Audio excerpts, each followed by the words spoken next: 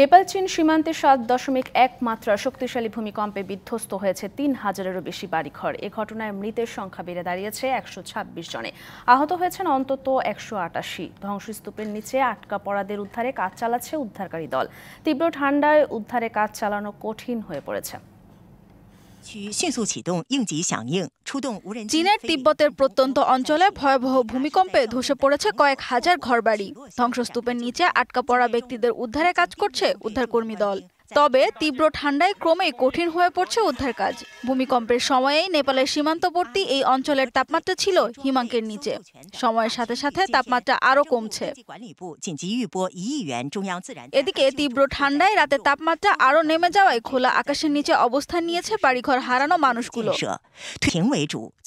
ক্ষতিগ্রস্ত এলাকায় উদ্ধারকর্মী দল ও ড্রোন পাঠিয়েছে চীনা বিমান বাহিনী। দুর্ঘটনা কবলিত বাসিন্দাদের উদ্ধার করে দ্রুত পুনর্বাসন নিশ্চিত করার আহ্বান জানিয়েছে চীনের প্রেসিডেন্ট শি জিনপিং। মঙ্গলবার সকালে হঠাৎই ৭.১ মাত্রার ভূমিকম্পে কেঁপে ওঠে নেপাল চীন সীমান্ত এলাকা। ভূমিকম্পটির উৎপত্তিস্থল নেপালের লোবুচে থেকে প্রায় ৯১ কিলোমিটার দূরে চীন তিব্বত সীমান্তে হলেও এর প্রভাবে কেঁপে ওঠে নেপাল, বাংলাদেশ, ভারত ও ভুটান। এর আগে ২০১৫ সালে ৭.৮ মাত্রার ভূমিকম্পের মুখোমুখি হয়েছিল নেপালের রাজধানী কাঠমান্ডু। এতে ৯,০০০ মানুষ নিহতের পাশাপাশি আহত হয়েছিল অন্তত ২,০০০ মানুষ।